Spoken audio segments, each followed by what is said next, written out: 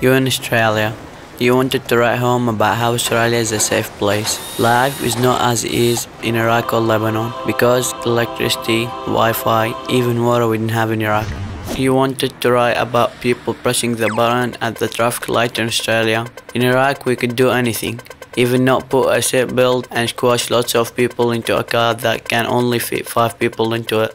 You had always wanted to speak English because English is a popular language in many countries. People hear you speak Arabic and they think you are not smart. Actually, you can speak 5 languages: Assyrian, Arabic, Kurdish, Turkish and English. You wanted to write home about seeing the ocean. You really liked the ocean and didn't want to leave, even after 6 hours. In Iraq, we only had 2 rivers called Dijla and the Furat. You wanted to write that no one was safe in Iraq, but here everything is different. You came to school and made friends. After school, you played Fortnite on PS4 with all your friends.